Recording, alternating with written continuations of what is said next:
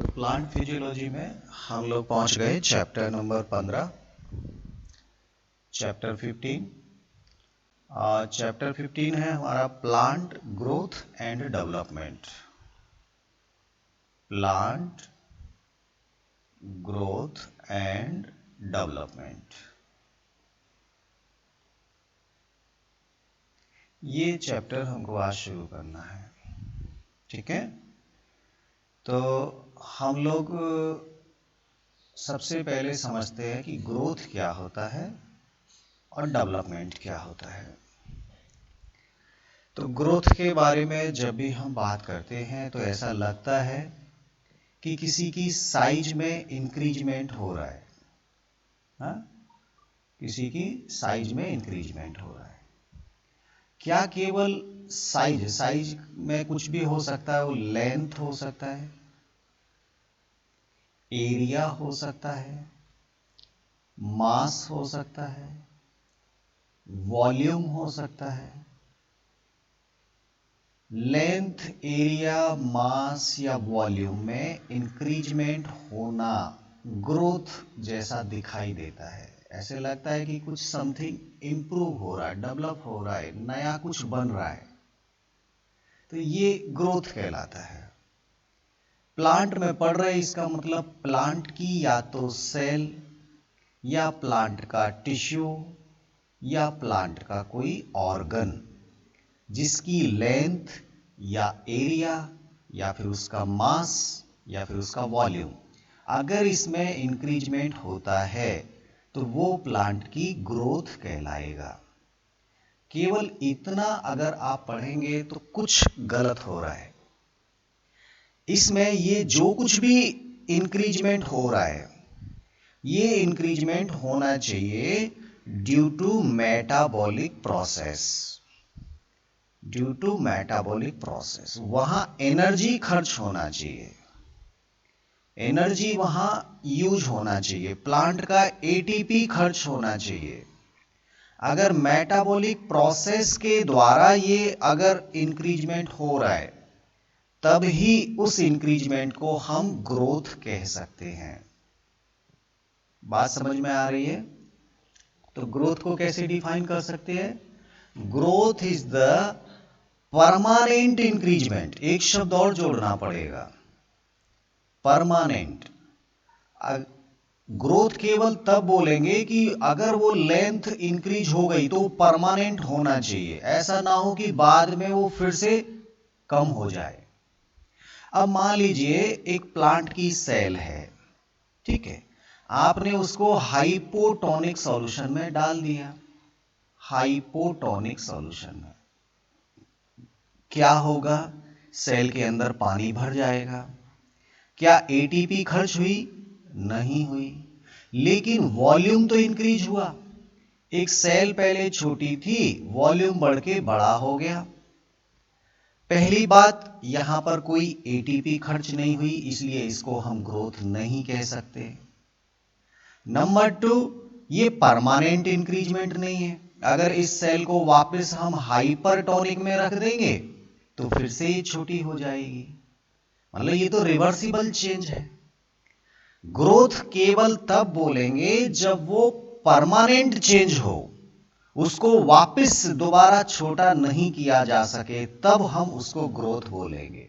और उसमें metabolic process का इन्वॉल्व होना जरूरी है, एटीपी खर्च होना जरूरी है। प्लांट एक मान लीजिए 5 सेंटीमीटर का है, कुछ दिन बाद देखा तो वो 6 सेंटीमीटर का हो गया। That is growth. यहां पे ग्रोथ हुआ क्योंकि सेल ने डिवीजन किया तो एटीपी खर्च हुआ, और ये एक बार ग्रोथ हुई तो ये परमानेंट ग्रोथ मानी जाएगी। बात समझ में आना चाहिए। तो जब भी हम प्लांट की हाइट की बात करते हैं तो हम एक्चुअली लेंथ मेजर करते हैं। जब हम एक लीफ की बात करते हैं तो लीफ में हम सरफेस एरिया मेजर करते हैं। ये अभी इतनी बड़ी है, इसका एरिया इतना आ रहा है। अब ये लीफ का सरफेस एरिया मान लीजिए बढ़ गया तो ये क्या हो गया? ये लीफ के अंदर ग्रोथ दिखाई दिया। ऐसे ही वजन की बात करेंगे, पेड़ एक छोटा था, वो 1 किलो का था, बड़ा हो गया तो वो 100 किलो का हो गया। ये क्या है? मास में इंक्रीजमेंट हो गया। वॉल्यूम की बात करते तो शुरुआत में मेरिस्टेमेटिक सेल बहुत छोटी होती है। मेरिस्टेमेटिक सेल जो है वो शुरुआत में छोटी होती है, लेकिन जब इसमें मॉडिफिकेशन होते हैं, इसमें वैक्यूल बन जाती है, साइटोप्लाज्म और ज्यादा बन जाता है, हाँ, प्रोटीन इसमें बन जाती है, मेम्ब्रेन की साइज इंक्रीज हो जाती है। ये स्वेलन नहीं है, एक्चुअली यहाँ नया साइटोप्लाज्म बनाया गया, नई प्रोटीन बनाई गई, न्यूक्लियस की साइज में भी इंक्रीजमेंट हुआ। तो जब एक छोटी सी सेल बड़ी हो जाती है तो एक्चुअली क्या हो रहा है, वॉल्यूम चेंज हो रहा है, इसके अंदर वैक्यूल बन गई है बड़ी, जिससे इसका साइज परमानेंट इंक्रीज हो गया। तो ये आपका ग्रोथ कहलाएगा। इसका मतलब ग्रोथ को मेजर करने के लिए कई अलग अलग पैरामीटर होते हैं। कई बार हम ग्रोथ को लेंथ से मेजर करते हैं, कई बार ग्रोथ को हम एरिया मेजर करके आइडेंटिफाई करते हैं, कई बार उसका वेट लेते हैं, कई बार उसका वॉल्यूम भी देखते हैं। और भी कोई तरीका है क्या? बिल्कुल, ग्रोथ का तो और भी तरीका है। नंबर ऑफ सेल काउंटिंग भी कर सकते हैं, काउंटिंग भी कर सकते हैं। अभी एक सेल थी, डिवाइड होके 2 हो गई, डिवाइड होके फिर 4 हो गई, इसका मतलब क्या हो रहा है, ये ओवरऑल ग्रोथ हो रहा है। ग्रोथ मतलब number of cell are increasing due to the metabolic process and that is irreversible permanent change. तो एकदम कंसेप्ट क्लियर रखिएगा। ग्रोथ में आपको कुछ शब्द याद रखने पड़ेंगे। पहला तो मेटाबॉलिक प्रोसेस होना बहुत जरूरी है ग्रोथ के लिए। दूसरा, ये परमानेंट होना बहुत जरूरी है, हाँ? और ये आप इरिवर्सिबल भी बात कर सकते हैं। इरिवर्सिबल, परमानेंट बोलो या इरिवर्सिबल बोलो, मेटाबॉलिक प्रोसेस होना चाहिए। और या तो नंबर ऑफ सेल, या फिर लेंथ, या एरिया, या मास, या वॉल्यूम, इनमें अगर ये इरिवर्सिबल परमानेंट चेंज आता है, केवल तब हम उसको ग्रोथ कह सकते हैं। तो प्लांट की ग्रोथ बड़ी यूनिक होती है। प्लांट के अंदर आपने देखा होगा कि प्लांट के अंदर जब हम टिश्यू पढ़ते हैं, हाँ, प्लांट के अंदर जब हम टिश्यू पढ़ते हैं तो हमने देखा प्लांट में 2 तरह के टिश्यू हैं। एक तो हो गए आपके मेरिस्टेमेटिक टिश्यू, मेरिस्टेमेटिक, और दूसरे होते हैं आपके permanent tissue. Permanent tissue plant के वो टिश्यू हैं जो सेल डिवीजन नहीं करते, ये सेल डिवीजन नहीं करते। और मेरिस्टेमेटिक टिश्यू वो हैं जो सेल डिवीजन की पावर रखते हैं। ये बहुत सिंपल सी बात है, क्लास 9th में भी पढ़ा था, क्लास 11th में भी आपका प्लांट एनाटॉमी करके एक यूनिट था, चैप्टर था, जो आपने पढ़ा होगा। तो मेरिस्टेमेटिक टिश्यू प्लांट में पाए जाते हैं और इन सेल में हमेशा डिवीजन होता ही रहता है through out life. Through out life यहां डिवीजन होता रहता है। और जब ये सेल डिवीजन करके नई नई सेल बनाते हैं तो इनमें से कुछ सेल ये पावर खत्म कर देती है, केवल कुछ ही सेल डिवीजन कर पाती हैं। इसका मतलब ये सेल में क्या हो गया, इन सेल में कुछ परिवर्तन हो गया, कुछ मॉडिफिकेशन हो गया, मॉडिफिकेशन हो गया। अब ये डिवीजन नहीं करेंगी बल्कि कुछ और दूसरा वर्क करने के लिए अपनी साइज में, अपनी फिजियोलॉजी में, अपनी वॉल्यूम में, या जो भी है इसमें कुछ परिवर्तन कर लेती हैं। और इनका कौन सा काम खत्म हो गया, डिवीजन करने का काम खत्म हो गया। एक मेरिस्टेमेटिक सेल का परमानेंट सेल में बदलना, एक्चुअली वो सेल अब चेंज हो गई, उसकी साइज चेंज हो गई, उसकी शेप चेंज हो गई, उसकी कलर चेंज हो गया, उसका फंक्शन चेंज हो गया। तो इस तरह से जो एक न्यूली फॉर्म्ड सेल है वो अपने फंक्शन में, अपनी शेप में, अपनी साइज में कुछ परिवर्तन करते हैं। और बायोलॉजी में इस तरह की मॉडिफिकेशन को हम डिफरेंशिएशन कहते हैं। डिफरेंशिएशन। पहले ये क्या कर रही थी, सेल डिवीजन कर रही थी। डिवीजन करने में कुछ सेल तो अभी भी डिवीजन कर रही हैं, लेकिन कुछ सेल परमानेंट सेल में चेंज हो गई। हम कहेंगे कि मेरिस्टेमेटिक सेल अब परमानेंट सेल में डिफरेंशिएट हो गई है। क्या हो गई है? डिफरेंशिएट हो गई है। तो जब भी हम प्लांट की ग्रोथ की बात करते हैं तो प्लांट में एक तो सेल डिवीजन पाया जाता है और एक यहां सेल डिफरेंशिएशन पाया जाता है। सेल डिफरेंशिएशन, एक्चुअली सेल में मॉडिफिकेशन होते हैं। और अगर हम सेल डिवीजन और डिफरेंशिएशन दोनों को अगर जोड़ दें तो ये बनता है डेवलपमेंट।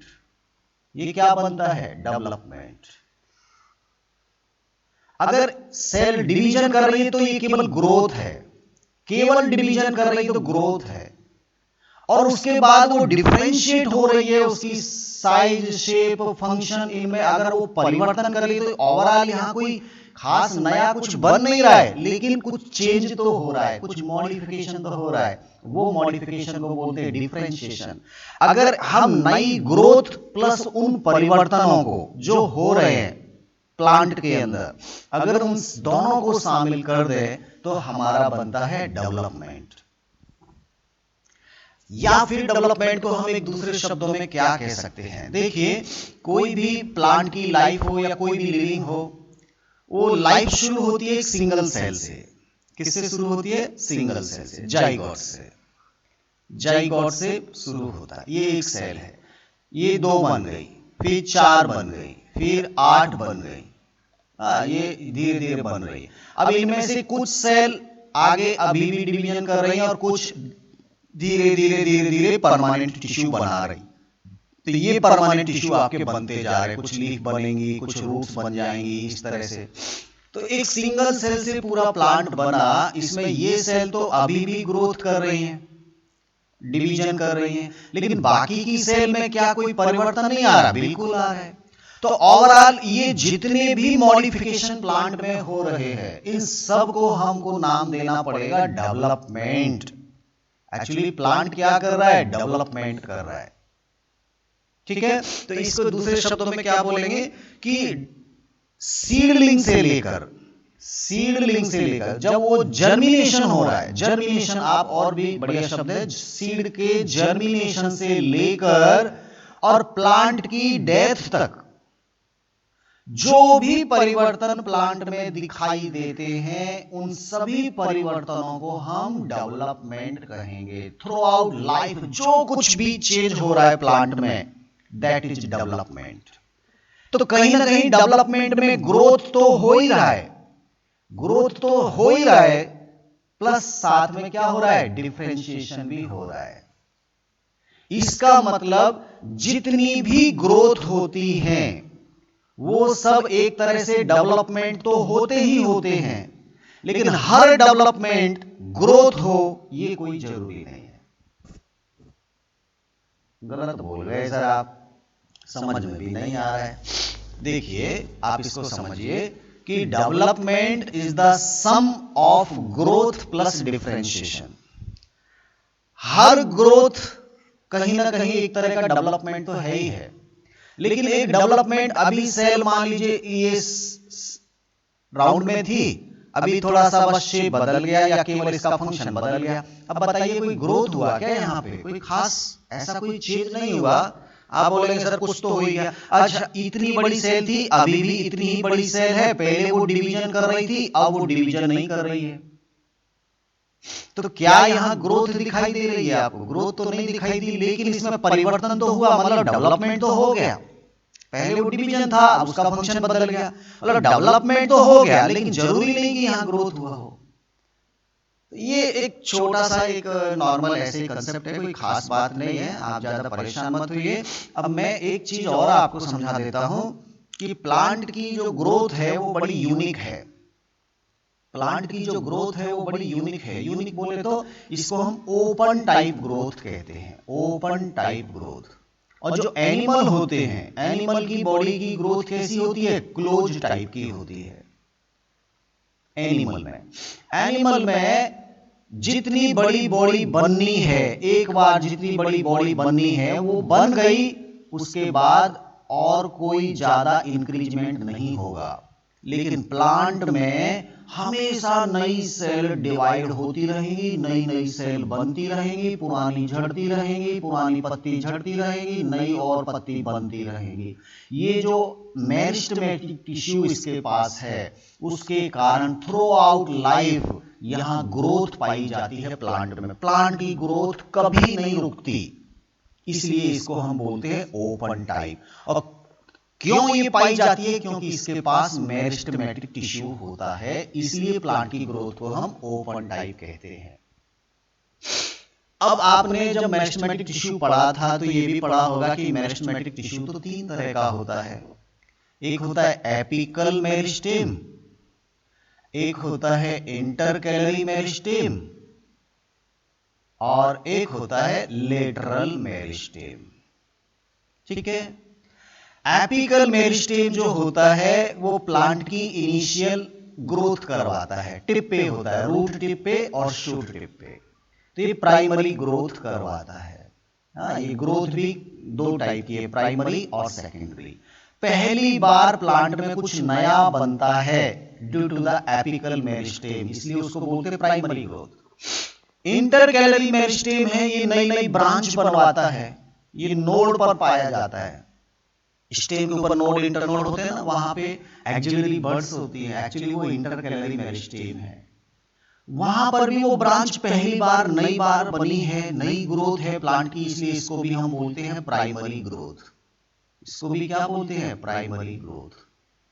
और ये जो होता है, ये प्लांट में जब प्राइमरी ग्रोथ हो जाती है, उसके बाद उसकी गर्थ को इंक्रीज करता है, उसके डायमीटर को इंक्रीज करता है, पेड़ को मोटा बनाता है।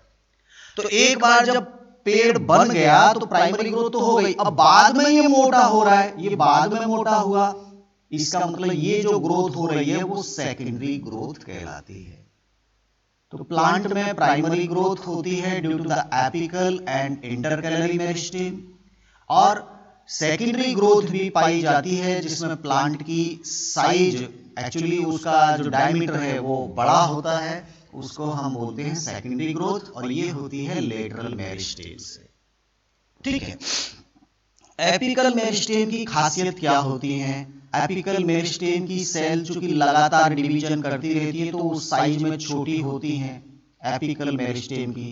हाँ, और इनका जो न्यूक्लियस होता है वो काफी डेंस, काफी बड़ा है कंपैरेटिवली वॉल्यूम ऑफ सेल के, और इसमें डेंस साइटोप्लाज्म होता है, डेंस साइटोप्लाज्म होता है। हाँ, और इनकी सेल वॉल काफी पतली होती है, जस्ट अभी बनी है ना सेल, ये तो लगातार डिवीजन करती जाती है, तो इनकी जो सेल वॉल है वो काफी थिन होती है। ये थोड़ा पूछा जाता है एपिकल मेरिस्टेम की सेल की क्या क्या प्रॉपर्टी है। एक तो प्रोमिनेंट न्यूक्लियस इसके पास है, न्यूक्लियस एकदम फुल साइज का है। नंबर 2, इसके पास डेंस साइटोप्लाज्म है। नंबर 3, इनके पास बहुत पतली थिन सेल वॉल है, और इनके बीच में आपस में प्लाज्मोडेस्माटा कनेक्शन बहुत पाए जाते हैं। प्लाज्मोडेस्माटा कनेक्शन होते हैं इनके बीच में, 2 नेबरिंग सेल के साइटोप्लाज्म आपस में जुड़े होते हैं, उसको क्या बोलते हैं? प्लाज्मोडेस्माटा। तो ये भी थोड़ा याद रखिएगा, प्लाज्मोडेस्माटा काफी बहुत सारे पाए जाते हैं एपिकल मेरिस्टेम में। ये हो गया थोड़ा सा एक एडिशनल मैंने बता दिया, इसको भी थोड़ा समझ लीजिएगा। अब हम बात करते हैं कि आखिर जब प्लांट ग्रोथ करता है, अब हम केवल ग्रोथ पे अभी फोकस करेंगे। प्लांट जब ग्रोथ करता है तो क्या क्या स्टेज फॉलो करता है, क्या क्या स्टेप्स उसके आते हैं। हाँ, सबसे पहले हम बात करते हैं, मान लीजिए ये कोई एक स्टेम है, अब ये अभी फिलहाल यहां से लेके यहां तक इतना लंबा है। अब यहां पर जो ये सेल हैं, अब ये ग्रोथ कर रही हैं, तो क्या करेंगी? पहले तो ये डिवीजन करेंगी, पहले क्या करेंगी? डिवीजन करेंगी। तो इसका मतलब ये सेल के डिवीजन करने को क्या बोलते हैं हम लोग? Meristematic phase. पहले कौन सी फेज चलेगी जब ग्रोथ हो रही है? तो नंबर 1 चलेगी मेरिस्टेमेटिक फेज। मेरिस्टेमेटिक फेज मतलब सेल यहां डिवाइड करेंगी। सबसे पहले ये सेल ने डिवीजन किया, अब ये मान लीजिए डिवीजन हो गया, इतना हो गया। अब देखिए ओवरऑल आपकी हाइट तो बढ़ गई, लेकिन ये आगे वाली सेल केवल डिवीजन करेंगे, बाद वाली क्या होगा, बाद वाली का होगा इलोंगेशन। बाद वाली का क्या होगा, इलोंगेशन। एक्चुअली ये सेल अभी ऐसी थी, फिर बाद में क्या होगा, ये बड़ी हो जाती है, इसमें वैक्यूल बनना शुरू हो जाती हैं, इसमें वैक्यूल का डेवलपमेंट शुरू हो जाता है, जिससे सेल लंबी होने लगती है। और जब ये इलोंगेट हो जाती है तो बाद में मैच्योर हो जाएंगी और एक पर्टिकुलर परमानेंट सेल में कन्वर्ट हो जाएंगी, और इनका जो पर्टिकुलर फंक्शन है वो ये फंक्शन करने लगती है। मान लीजिए रूट हेयर बना लिया या ट्राइकोम्स बना लिया, जो भी है, ये फुली मैच्योर सेल हो जाती है। तो ये यहाँ पे 3 फेज फॉलो करते हैं। मेरिस्टेमेटिक फेज पहले होना है, फिर इलोंगेशन फेज होना है, और उसके बाद क्या होगा, मैच्योरेशन फेज आ जाएगा। सेल एकदम मैच्योर हो गई और वो अपना काम करने लग गई। तो ये 3 फेज में हम प्लांट की ग्रोथ को समझ सकते हैं।